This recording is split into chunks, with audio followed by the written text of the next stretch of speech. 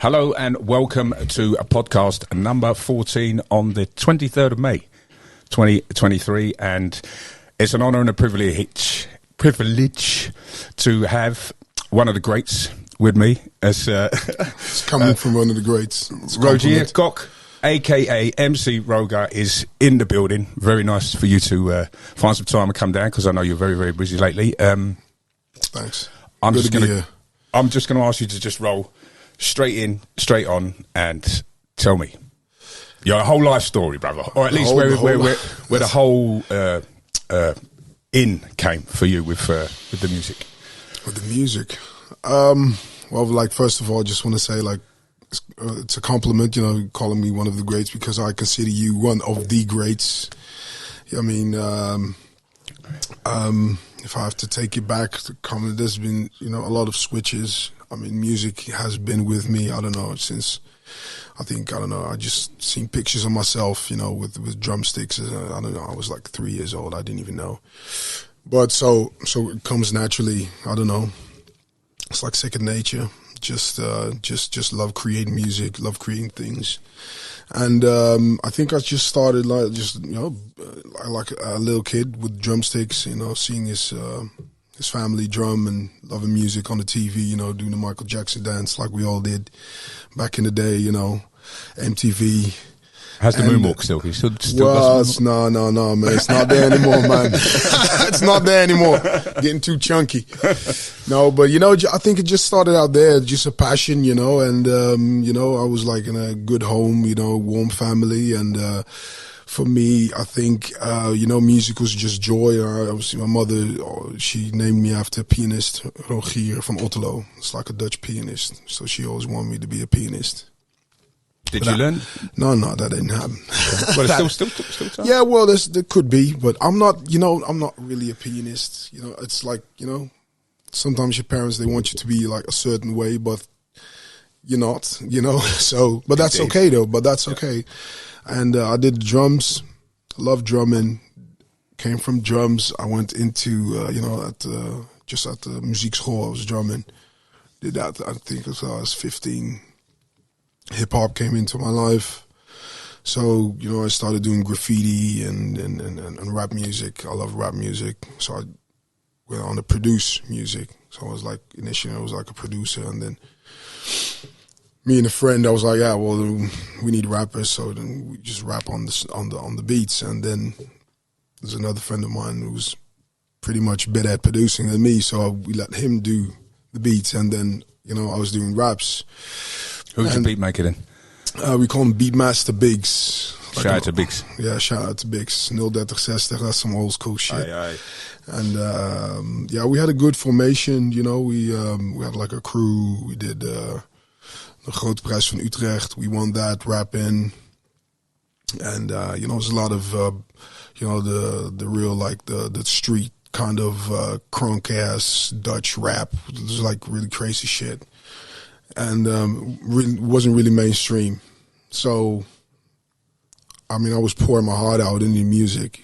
I love the way, you know, you can translate your feelings and what you want to say, like in rap music. I love that. But like, it was like, I was like a mad kid, you know. I was like really like, I don't know. I was like, were you angry? I was angry as hell, you know, angry.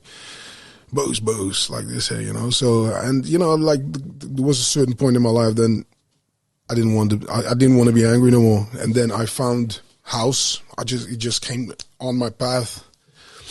I didn't even know what I was doing, and I was working in a club, and I saw this guy MC, and I was like, oh, well, maybe I can do that. I was like, okay. So I didn't even know what I was doing, but I was like, my first rap album was Public Enemy, Yo Bum Rush the Show. So like I didn't even know, but I was listening to like MCs all my life, you know, and like I have all these relatives, the ones from London, Jamaica, Aruba, St. Vincent, like my mother's part of the family, all these English speaking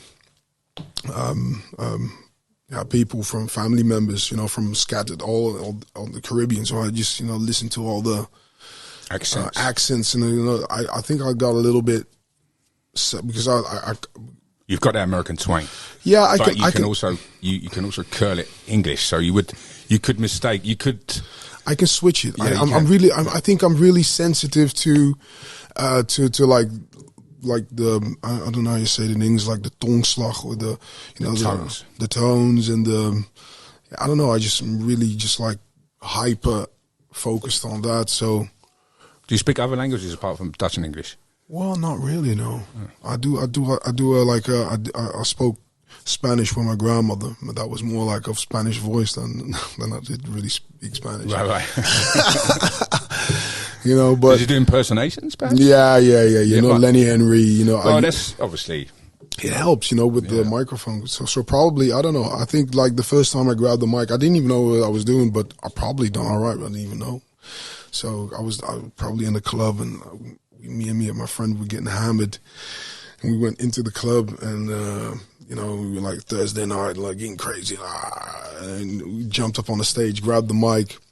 I didn't even know what the fuck I was doing, but probably me and we were doing a lot of shots together, so it was like the vibe was good, So, and it turned out to be Victor Corral. Shout out to Victor. Yeah, shout out to Victor Corral, and he did like. He's like, yo, I have a gig for you. I was like, okay, whatever. So 2 weeks later, I got a call. What year was this? Can you remember what year this was? I don't even remember. Maybe 2005 or 6. Okay. I don't know, something like that. I don't know. And I went to the beach. And to this day, the guy who greeted me, Tom, now does Mysteryland. Like he was one of the creative directors. Is it Bloemendaal? No, it was the Kust. Okay. Rush at the Kust. So I was there. It was Marcelo, 100% Isis, like all these old school cats, and I didn't even know. Big names. And I didn't even know who they were. No, I was like, just like this young kid, like, let's go get it. So I don't know. And from there, it just took off, and then, of course, I got introduced to MCs like yourself and like Marksman and G and of course like more the guys from my age who were doing well or starting to do well, and I think from that point on I was like, okay, but now I understand like what everybody else is doing, so now I can find yourself. Yeah, and I think it was like good timing. Yeah, well, it was a process. Before that, I didn't even know really what I was doing. And then I saw, guys like you. I saw like Marksman, like the classic stuff. I really got like fascinated by it. I started just like really studying it, like all the small things, and really loved it. And I think I lost myself in time. I think like now it's like 15 years doing this, and I mean still loving it. Don't get me wrong, still loving it, and taking it a little bit easy, but still loving it, still doing my thing, just with another sort of drive, Well, I mean, you just quite recently a new dawn, right? Yeah. Whose telephone is it? Shame on you. a new dawn or a new day? No, it's a new dawn. A new dawn, yeah. A new dawn. Yeah. So tell me about that. Well, it's intertwined. Like the thing is, like we just had it, just by talking about spreading love or spreading, good vibes or whatever. I had like this urge, like in the beginning of when I was doing music, and I was like finding my little spot of thriving in myself. Like if you can. Live off your art, and you can. I think that's a privileged situation, So, I thought that I need to perpetuate more of that. So, like, I started doing parties, organizing parties, to cultivate the scene, because there was a lot of music in the place where I was from. So, and we used to go to mad raves, and just doing all these really cultural. Yeah, cultural. Anyway, we were raving, and there was like a really blooming musical scene, and I was like, yo, all my homeboys like, yo, these guys coming from Amsterdam snatching the big fees, and all my boys are going home with like nothing. And I was like, okay, what's going on around here? Because we have so much talent. Everybody was whining. I was like, okay, let's rent out the club. You know, so we started small. Then, you know, we needed more budget to do more sophisticated things. But on the ethos of the matter was perpetuating art. To make to make like a little economy. So like, okay, if you want to place your DJs in a spot where they can get to an audience, grow value, Essential. Yeah, they need a platform. So I was like, okay, I'll rent out the club for 6 times, and you know, we'll get you a stage. And it was like a cultivating project for artists, and like.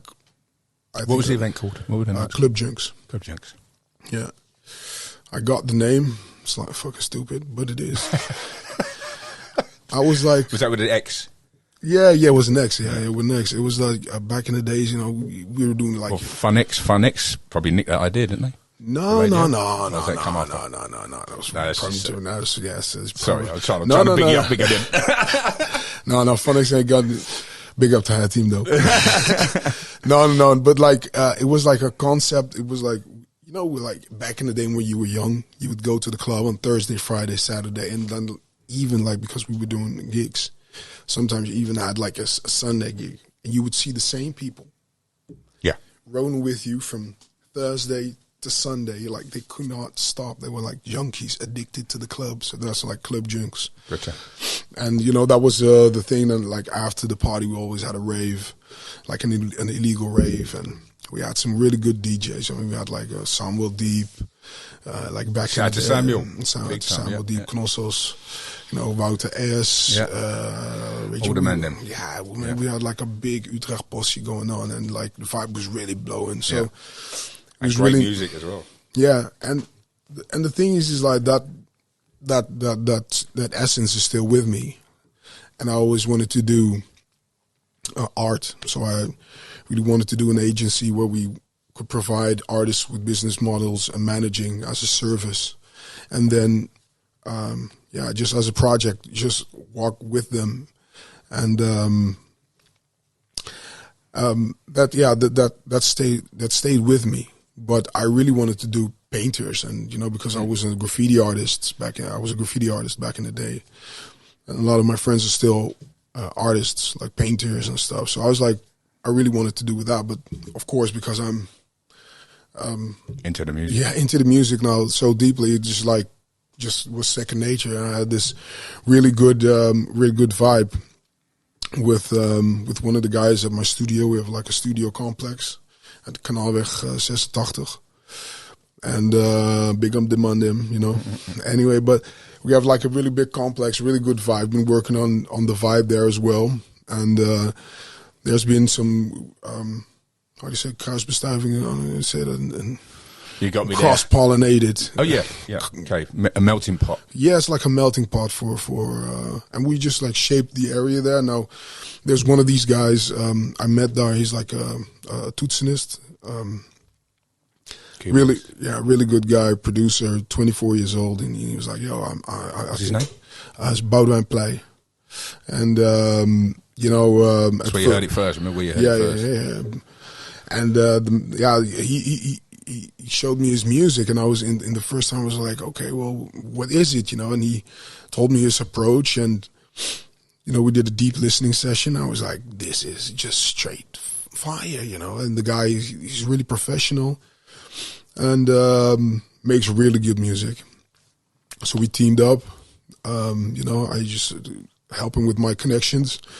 And he did his first gig. I think Koningsnacht, he did it. This year? Yeah, this year. The first gig, me and my big mouth, I was like, yo, this is going straight to the top. No small moves. You know, I was like, hearing myself shouting. I was like, nigga, like, okay, but now you got to deliver. So...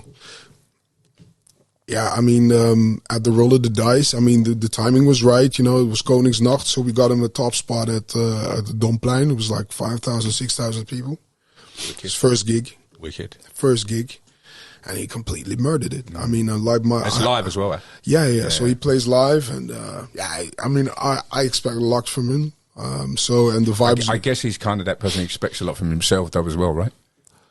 I think he does, but I think musicians usually do when they've got that drive, right? Yeah, but I mean, he's just so relaxed about it. You know, you have some people who have to force it, and like it really goes natural. You know, there's no how do you can put it?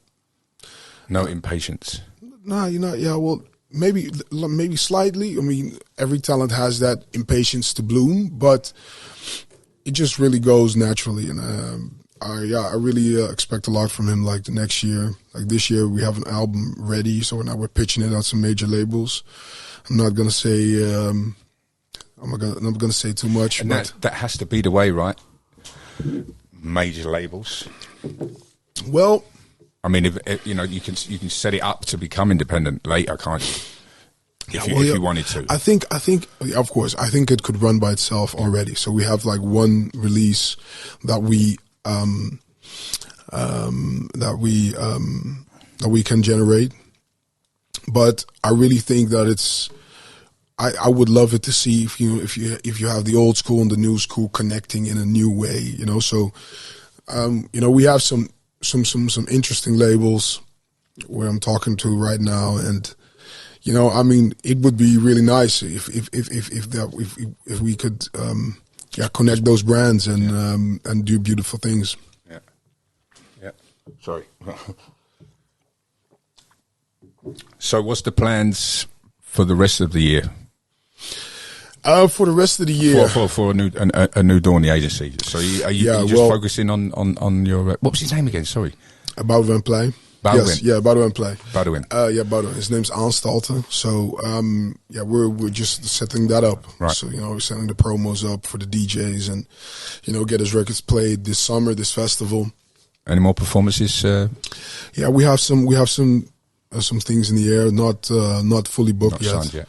No, not signed yet, because like it's really like his. I mean, this was his first gig, so you know, we have to get the music out. I think the music is the base. We can put him out as a DJ, but I think his live performance is his. That's the way forward, mate. Yeah, and his music is really fantastic. He has like this concept where he has Dutch poetry. And he melts it in with his music. It's like I don't know. Some people like it has like a Paul Kalkbrenner, but just, you know, it has the Dutch techno. Yeah, but then it has the Dutch techno on it, and yeah, it's beautiful. Yeah, so he's developed already a unique sound. He has, that fits. yeah. I mean, he has like everything's trance music, though. You know that. He has like an hour, like a whole hour ready, and I know that. I mean, if I push him, he'll have another hour, like in the next quarter or 6 months. I know this. You know, I mean, it just depends. I mean, he's quick, he's fast. So exciting. Yeah, exciting. Nice. No, feel success. Yeah, thanks. So about yourself, though, this, you know, you've done many tracks over the years. Some people would never even realise it was you on there because you didn't have featured on there or whatever. But you've now given your guys a Chicago hustle. Yeah. Now your voice, like you say, your voice has got an American twang, so nobody, if they didn't know your voice, would know it was you on there. And I'm loving the stuff that's coming because it does, you know, you have that voice that enriches the Chicago birthright to house music, and then obviously the grooves is just how you want them to be. So how are you looking at moving that project forward? Because I'm excited about that, because it's you know, I can see you taking that a lot further. Yeah, I mean, I've been working on it like quite a bit, and I think it started just with like it was like a feeling that I was like it comes actually from the time I was doing parties, and I was just I wasn't even thinking about playing music or whatever. Just one of the promoters, he was like, "Hey, you're playing at my party, yeah, that way." I said, "Yo, I don't even know how to play. He's like, no, well then you got 2 months to learn it.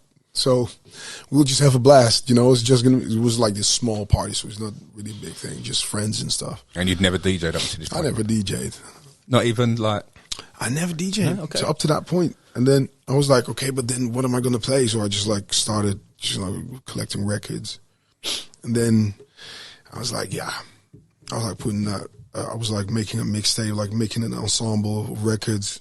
And then I was like, and like on the side, I was making a selection of records. I was like, yo, I can't play this, but I love it though. So I'm going to put it out just here for myself. And then after after a while, and I was like rehearsing for the gig, and I was like playing this batch of records and this batch of records. I was like, why am I playing? Am I playing just to play the hits? Just like play the recent records? That's not the way to do it. There's no soul in this. And then I just found this genre of music that I just loved, and but it was like, it's like the old school dance mania stuff, Chicago South Side shit, you know, and garage, US garage. Yeah, a little bit, yeah. And anyway, so I don't know, I just really loved it. So for me, it was like, okay, well, I'll just do what I love, and I just keep collecting the records and start making the music, and doing all sorts of variants, and just having fun with it. And that resulted in a project that I now call Chicago Hustle, to put all those, because I got like all these beats stacked up and records stacked up. So it's like me doing vocals on new records, producing the records myself, mashing it up with like different kinds of styles, more house, more this, whatever. Just having fun with it. I was like, the drive was, if you have like, I've taken so much off the music, so I was like, I want to contribute something. So this is what I'm trying to contribute. So that's the thought behind it. And yeah, I've got a lot of stuff racked up, and I hope next year, if it all comes together, I mean, it'll be wild. Unleash. Yeah, send me those promos, fam. Yeah, yeah, I will. So listen, I want to talk about the Deadly Zoo period, because that was kind of off the back of the Skrillex explosion. The sound had sort of changed for a sudden with the American. The Dutch had teamed up with the Americans. Now Guetta had sort of come to the fore, and then Skrillex blew up. And then there was a sudden shift again with like, let's try this new sound. And Sydney was right there, and salute to Sydney Sampson. He was also there. Big up. He was the beginning of that Dirty Dutch era as well. Riverside, So still here. Yeah, and the one before that as well. Pump Up the Stereo. Yeah. Oh, I forgot. Yeah, that was classic. But, classic. So yeah, that adventure. Yeah, that was wild. I mean, I think that just started out of me and Sydney having a good connection on stage, and we were touring. And, the thing was, it's like, I think Sydney was looking for something new. He was teaming up with Bob, so they had these songs, and I was there as a hype man. So then it was like really natural that there was like a ball there was something forming there. So you just need to, get a rapper around it, and that was Deadly Zoo, and I mean, we had a lot of fun, and I think the sound went all around the world, right? Sorry? We went all around the world with that for a couple of years. Yeah. I mean, we did some really good gigs. So we had like, we did like Ultra Singapore and Seoul, I think. We did some shows in Vegas, and I don't even remember, like we did some festivals and stuff, and we had like a really big remixes. Like Sean Paul used to do, we had this Deport Them mix, and he would like use it in the shows. So I mean, and the sound was like, it was like really natural. It was like we were like me and Sydney, even Bob, so like all Caribbean guys. So the bubbling kind of edgy vibe was like, just from the roots. So we just took that and it just came natural and, added some elements and, we had a good time. Some good records. I mean, there's a lot of stuff still laying on the shelf, There's some really hard shit. I was going to say, did you ever speak with Sydney about some of that unreleased stuff that, like, maybe you should give it a new jacket? No, because you boys were killing it for a period, man. Yeah. I mean, it is. I mean, we haven't had that conversation, but Sydney, it's Sydney, call me. No, it's good music. I mean, it's really nice, and like it hasn't all seen the light of day, but we had a really good time. I mean, at the heights of it, I didn't even recognize that.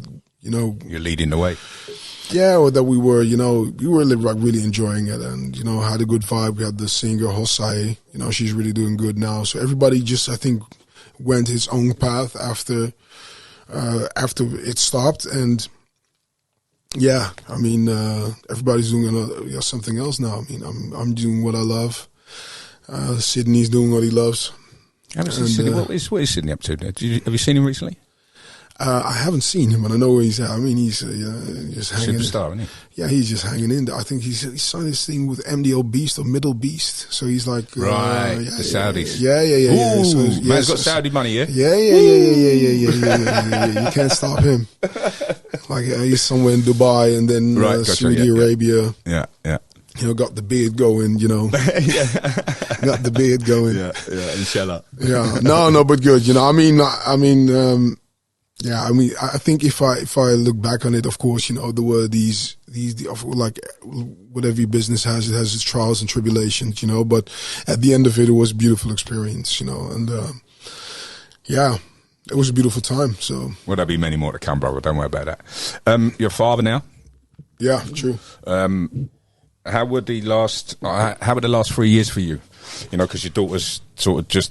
Yeah. We were just talking before, like she's 4 now. She's in school. Yeah. She's going to school. It's different. Of course, it's different. But then again, it just really comes natural, Yeah. It does give you new perspectives on life. Like, I don't know. You just see the world differently. Yeah. Well, I don't think you see it differently. You feel it differently. You feel it differently, It's like that's a better way of putting it. Yes, I mean, it all looks the same though, and it just feels different. But I mean, it's been a really good process, and it goes slow, but then again, it goes so fast. But I'm loving it, the daddy vibes. Yeah. So how did you get on through the 3 years of madness? Yeah, well, I think I just did what I was supposed to do, so I think... Marched forward. Yeah, I mean, of course, our sector is like the hardest sector to get hit. It's not really That's because where all the revolutions are born there, mate. Yeah, true. And it's also like we just saw that like our sector, like even the DJs, we don't have a union or a vertegenwoordiging, or how do you put it in English? So we had ik doe niet mee. Everybody tried to do the Buddha, and then we got ramsacked. We got politicked by the politics. But anyway, we got politics by the politics. Yeah. And we thought we were going to we're going to play your game. We're going to unleash our power, social media, and just flipped it. And everybody was pulled out. Anyway, I mean, it's been a bumpy ride, but I think I had this feeling that like the sword had to be sharpened, to break cycles, do new stuff. So, yeah, of course, there was like, I had to do, I had to take radical changes and think about myself and my situation and where I wanted to go, so, it's been a hell of a ride, but I think that at the end, I'm where I'm supposed to want to be. So, I mean, it didn't take it didn't take the kick out of my boot, I really think I became a morning person. Like, I don't know how I did that. Up and out by 8 o'clock. You know, even like 5 o'clock, 6 o'clock, like Okay. in the morning, like fresh. And, you know, it's like bringing my daughter to bed at 9, just falling asleep, getting 2 steps ahead of the day. 5 o'clock, 6 o'clock, go out for a run, come back, and just get ready to do things, you know. It's like a different vibe, you know, when you're in the clubs. I mean, we've been working the clubs for like 15 years, you know. Doing in the studio, especially when you don't have kids, you know, the rhythm gets flipped. I mean, I used to call it the back cave. You know, when you're like doing 3-4 gigs, festival, and then Monday you're like wasted.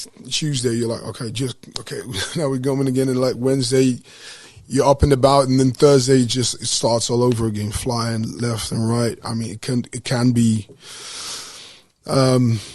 Was it hectic before that for you, for that period? Well, yeah. Before it all? Or was you always kind of in... And I'm the type of guy... Do you have an agency? Yeah, several. So, hey! But do they, you know, with your bookings, were they coming, you know, thick and fast? Because because I've stopped doing the clubs. Yeah. You know, I mean, Good for you. I stopped doing it, but, you know, it sort of came from the sound that had crept in. Yeah. You know, the sneakers, when the sneakers sound had sort of came in, and then that harder stuff had come to the clubs, I was like, I'm out.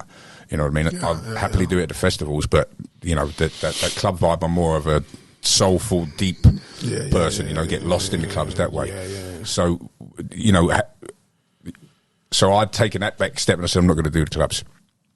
Did you, at any point, had you thought, I've got to kind of slow things down before the madness came around? Yeah. I was a lot of people were like that, right? I was like already doing it. But it was at the other end, it was like holding me back, you know, like sometimes when you want to do new stuff, you have to close some doors, you know. So you know, it was a transition, you know. I think Corona and the pandemic just brought like a hard transition. It just brought it down faster. And being a father, you know, changed your, you know, like your perspectives, and he was like, okay, well, you just get really urgent, and you know, just like get to it, you know. Yeah, that's good. What use the word urgent? There's an urgency then, isn't it? Yeah, it's like you just like, okay, well, we're not fucking about anymore, you know. I mean, I had my fun, and I had a lot of fun, you know. And I've been the type of guy, you know. I used to go pedal to the metal, and like all of my friends in Utrecht, we used to go pedal to the metal. And it was like a good vibe, but then, you know, after sometimes, you know, you want other things in life, and, you know, so this was the time for it, you know. Yeah.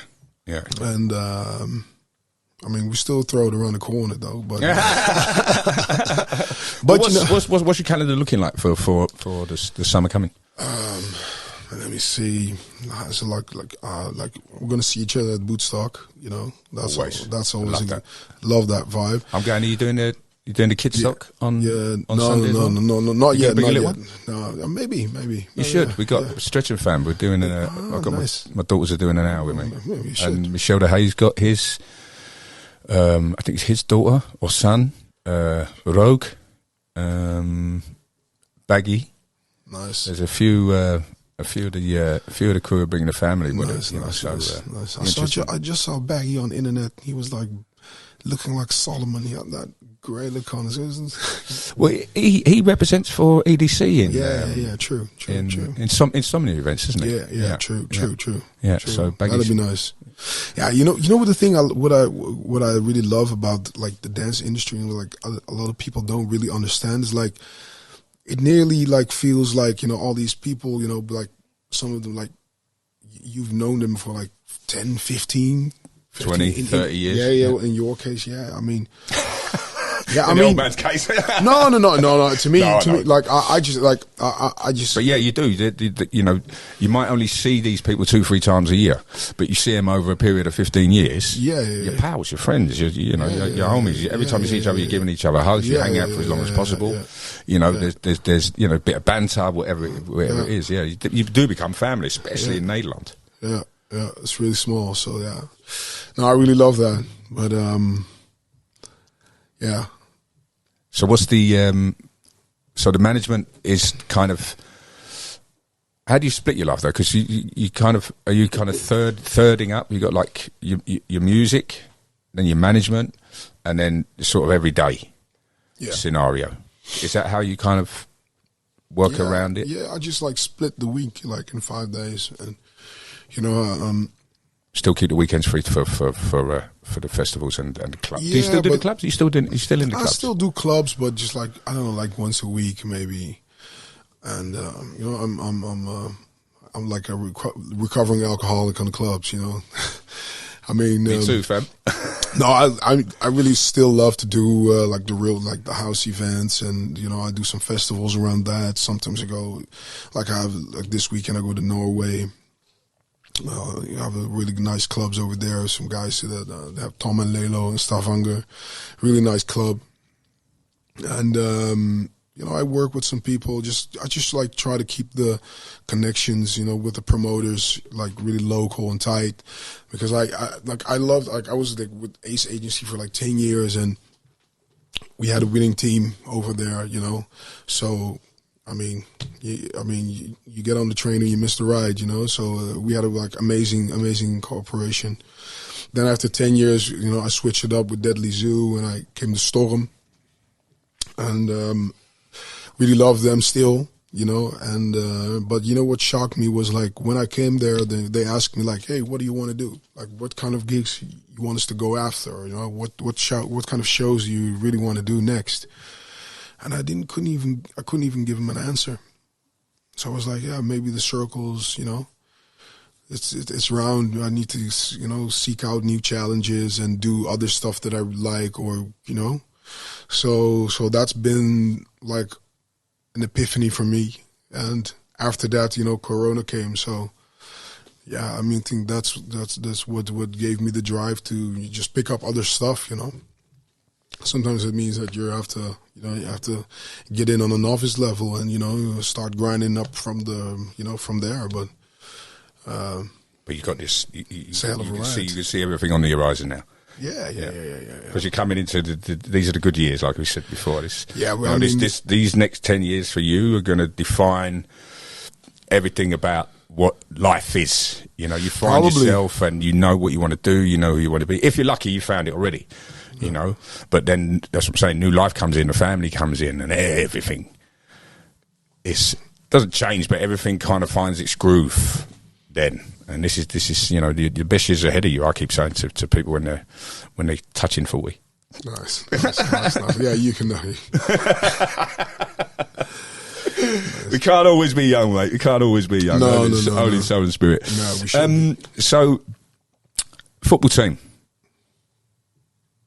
I'm not really a football guy, you know, but you're a boxing man. You're a boxing fan. Yeah, I'm boxing. And an MMA fan. Yeah, I'm an MMA fan. But like, if I have like this old school feeling. 1 second, though. Yeah. Just sorry. Yeah, just wanted to stop it because it's come up the internet the last 2 days.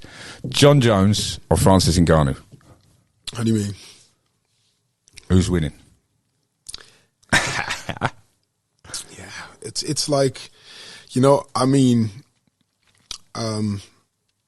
John Jones. I was wondering how long it would take you. John Jones. Okay. Boxing. John Jones and Tyson. Gypsy King? Yeah. He would knock his teeth out. You think so? Gypsy? I think so. Tyson would batter him. I don't think so, man. Yeah. With boxing? Listen, this is the thing. Like, he likes to lean on people a lot, right? When he's not at distance, when he comes in, he's always holding on to people. You know, I think Johnny does him inside. No, I don't think. It's a good debate. So I don't see him hurting him, because like Tyson, what Tyson does is he runs you down. So he just stands in front of you, and then every shot you take, you know, he comes in and he just like comes in and. Yeah, but that's what I'm saying. He has that slap the thing, I think, and then when he's in, he leans. Yeah, he's dirty. He's a dirty boxer. But that's where I think Jonesy gets the better of him. No. You know what? Why not? Because he's a better wrestler. But he, you know, when it comes to like all those little dirty boxing skills, I think a man like Tyson is big. He's 6'8", and he's big. Yeah, he's big, and he puts just his hips in. I don't see anybody beating him. I mean, even Usyk. I hope they fight though. I hope they fight. Yeah, they have to fight. I hope they fight. I think he's too small. He's too small for it. Yeah, no, I don't think he's too he's small. No Mike Tyson though, you know. No, I mean anything could happen though. But I mean Fury, I just love Fury. You know, he's just crazy off the bat. You know, he's just like, you know, crazy. Yeah, he is a nutter. So, but what's your sport? You know, what do you do to keep fit? Kickboxing, like nowadays. You know, Tigers Gym, Utrecht. Big up the sensei. Oos. No, you know, it's you know, I do like a little bit of kickboxing, running, just to keep the blood flowing and just to keep the energy high. And do you recognise you have to look after your? You know, there's a lot of discussions now about, you know, men's mental health. You know, and that we don't talk enough about it. And if we could, you know, a lot of problems can be solved just by talking. Do we? You know, are you aware of that? Do you feature that? Do you kind of notice your mentorship at all, or do you? Well, like I think that if you're talking about mental health, I mean, yeah, men should keep talking and they should keep doing. That's what I think. You know, I think that's the whole issue. You know, just not doing that could lead to mental breakdowns, especially if you know that you're not doing. You know, so I think that like all these things can be solved. Like really, I mean, yeah. I mean, I've had some, you know, some demons to battle and traumas to handle, you know. But I think everybody does, you know. And there's always light at the end of the tunnel. Indeed. So you know, you just have to keep working on it. And yeah, I mean, I've had the periods, you know, where I was like feeling sorry for myself and blah blah blah. And yeah, well. You have to look at yourself in the eyes, you know, and you know if you want it, you go get it, you know, and there's no other option. I mean, you know, we're not going to get out alive, you know. So have you always been that kind of person, the action man type? If you want it, you go get it. Not that. Ben je Nederlander. No, well, not that. No, not that self-proclaimed. But you know, I think I always like had a clear sense of knowing, you know, like hard work. Well, it's not even hard work. Like I think that if it comes natural, even the hard work's not hard work. It just comes natural, you know. So you just go with the flow, and yeah, I mean, MCing could be hard. Sometimes it's hard work, but I think that's with everything, you know. If you enjoy it, you know, the hard work just, I don't know, it just becomes a joy, you know. It does, yeah. It does. So it's good vibes, man. Do you do that when you're hosting the bigger events? Do you have a bit of banter with the crowd? Like those, you know, because I mean, I had a period, right, when I was somehow I got labelled as a trance MC. So I'm turning up. Oh yeah, I'm turning up with Armin van Buuren, yeah, and there are people sitting on shoulders with T-shirts saying "MCs ruin trance," and I'm in total agreement with you, bruv. You know what I mean, right? Wow. But I'm not that MC. No, right? no, true. So I've had banter over the years, and I've even actually said to somebody, "Listen, mate, be careful who you're talking to. I'm old enough to be your father." Yeah. You know, those kind of things. Yeah. Do you ever do that at festivals? Not as extreme as what I was talking about. No, not really. I think really. Like I really think that like the genre where I did it. You know, they had like really a lot of room for MCs, and yeah, I didn't know. Maybe like one incident, you know. But that was. I don't mean about the haters though. No, just the haters, you know. No. I mean, no, not really, man. No? I mean, they probably were there. I didn't see him though. I mean, I was having a good time, you know, and yeah, I mean, MCs were loved. Like me, Zadi, Ambush, you know, the whole Dirty Dutch phase, you know, Sneakers phase, like a lot of a lot of different sort of style MC, and like. But the thing is, like, what I really loved, I really loved, like, the way there's just, I don't know, it was like Dance Valley 2005, I don't know, but you were on the mic. I think it was, I don't even know who it was, like Carl Cox or something. But like, I don't know, like what I really liked was like what you did, what Marksman did. It was the like minimalistic. Yeah, the really minimalistic. Still, me and my friend, we still have a set. Like, we call it the set of sets. We have it in the car. It's Derek Meijer de Rechter with MC Marksman, 2005. We have this set, like, we've been playing it for like, I don't know, like... Since forever. You know, still playing it. Like, even this weekend, we were on the road, we were playing it. That MCing is different, you know? You don't see that anymore. Like, and, yeah, that's what Yeah, Marksman was the king of the times, man. King of the times, and what you always had to salute Marksman was because basically Rastaman showed me the way. So I was always a reggae follower. So, you know, an MC for me was the reggae MC. So you had to sing and rap at the same time. If you didn't do that, then you didn't do it. You kept silent. You know what I mean? But you'd find a time. So I was at a period where literally people were handing the mics around. You know? So when sort of I took up the mic, it was to stop that happening.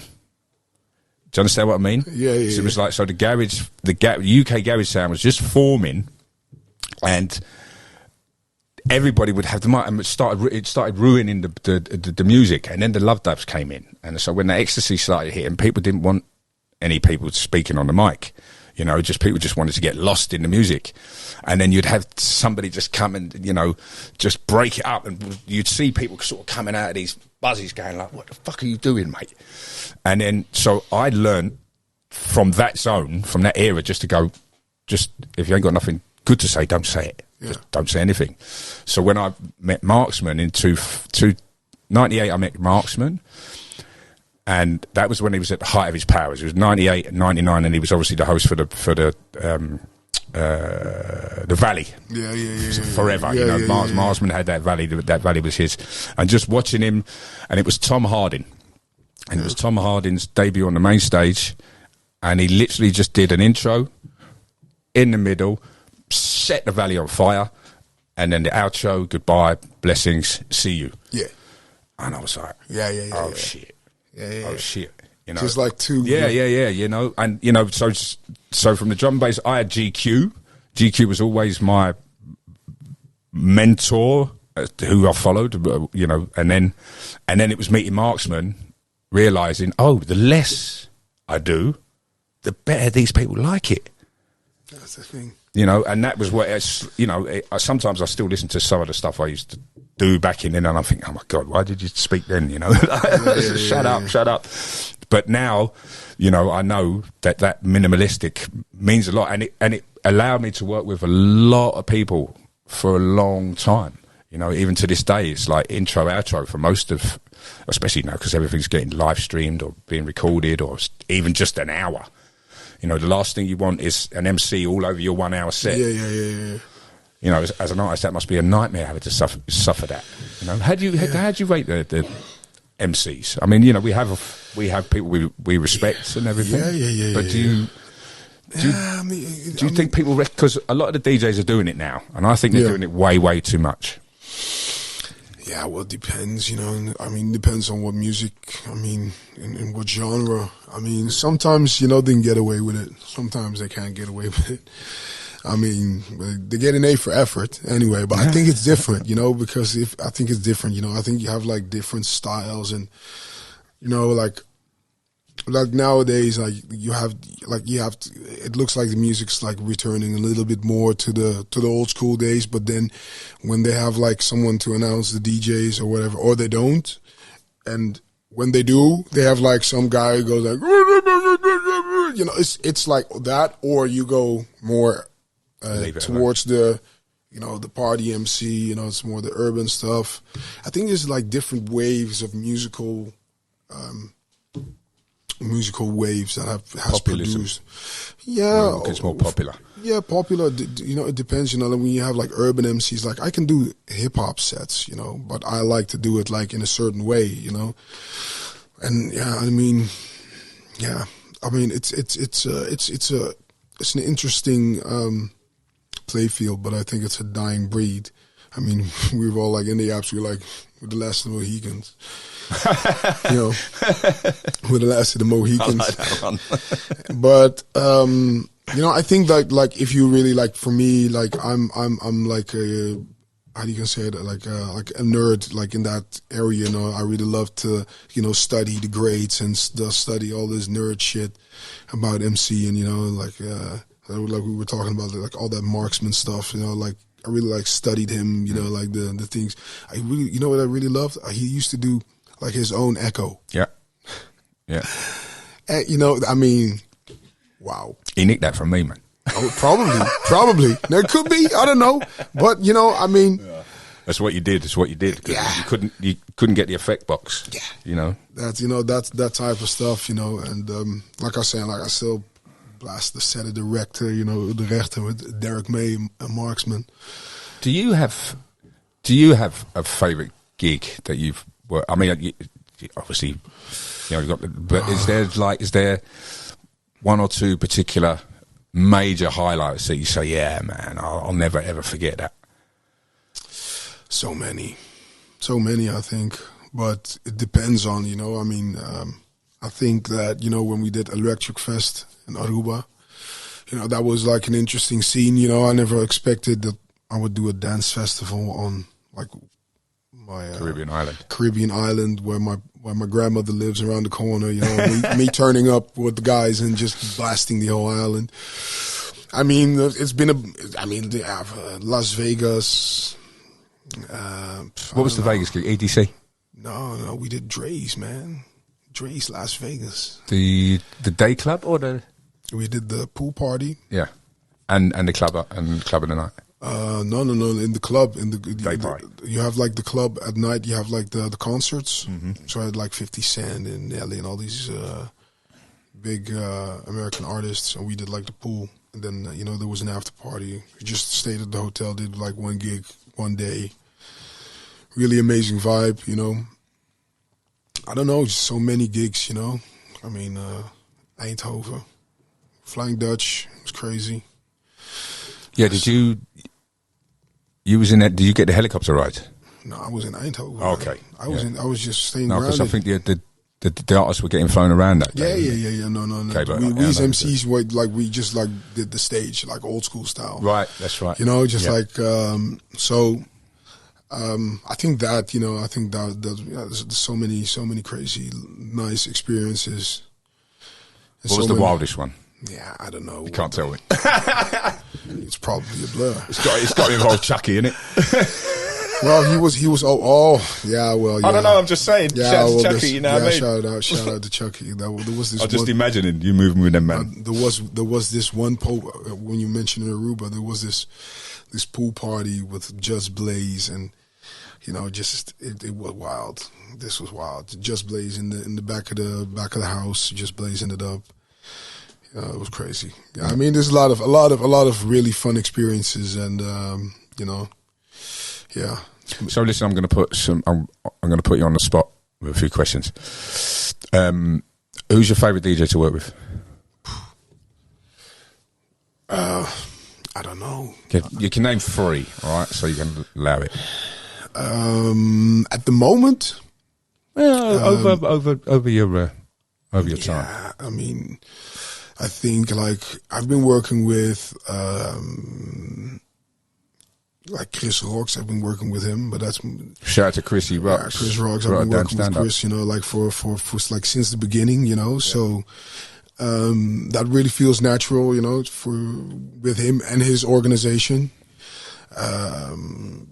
Yeah, you know, I've been hanging with La Fuente, you know, we had shout out to Yop, yeah, you know, and He had a big year last year, didn't he? Yeah, he has a big year every year. No, oh yeah.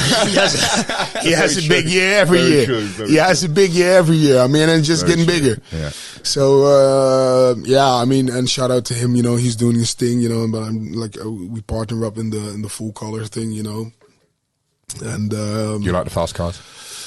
Who doesn't like fast cars, man? I mean, you don't like them? No, man. Not even to look at them, or just you can touch them, smell them, For sure. caress them, For sure. pet them. For sure. But man can't justify paying. The prices of them things, man. Yeah, but you know what it is? It's not. I think there was this one guy. His name is Pagani.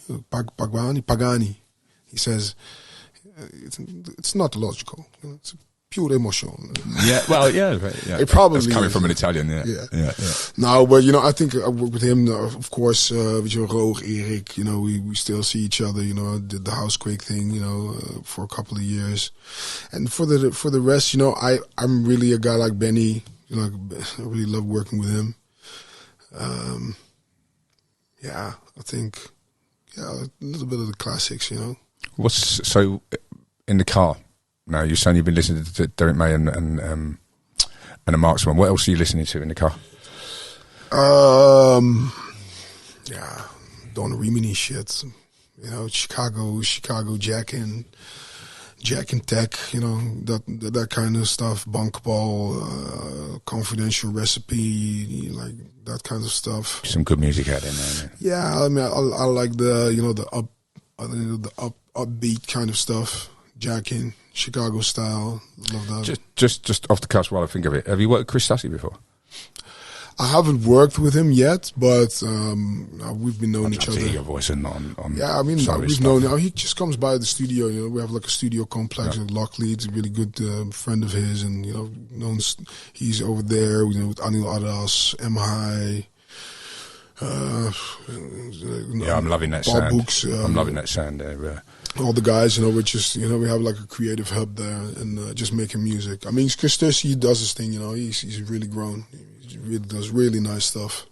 You know, I mean, if it would come together, it would come together. You know, I mean, but we'll see. I mean, yeah. For now, we're just, you know, friends. What's your favorite organisation to work with? Yeah, so many. I think the Rotterdam area.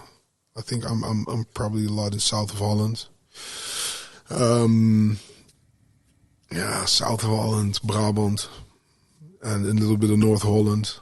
I think I'm over there the most, you know. And of course, like the big festivals, you know, Mysteryland. Those are really nice. But I like the boot stocks as well, you know, like those kind of gigs, you know, the really housey ones. What's your favourite place for to visit? To visit? What, in the Netherlands or around the world? Anywhere. Yeah.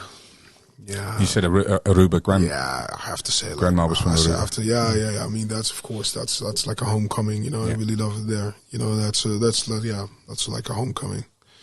So that has to be the place. If is there some place that you haven't visited that you really want to?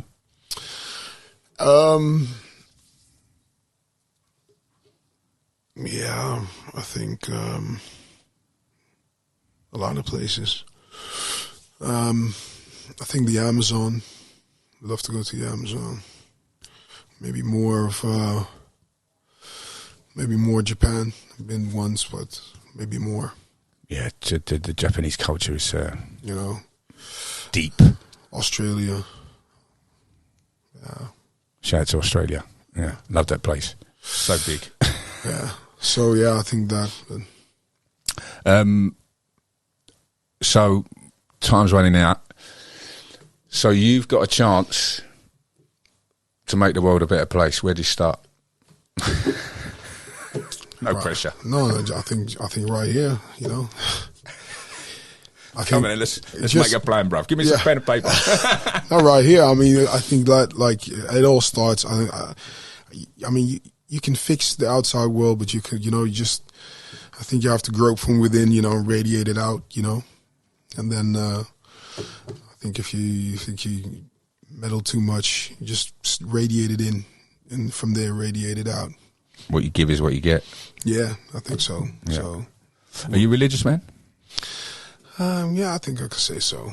Yeah, in my own right, you know. More spiritually than in the physical? Like, do you go to church? No, I don't. I did like when I was a child, but now like I have my own. I have my relationship with whatever is With the one.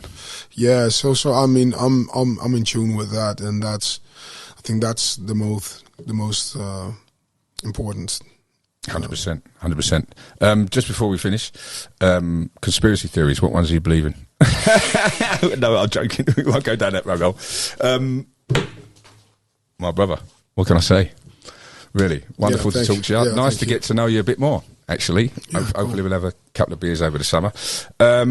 Please do listen, like, share, subscribe if you haven't already. ROGA's got a lot coming up this year. Watch out for Chicago Hustle. And, of course, Mad for the Fam, the discount code is in the description. Make sure to go and get involved. I mentioned last time that we were going to be taking a pause over the summer.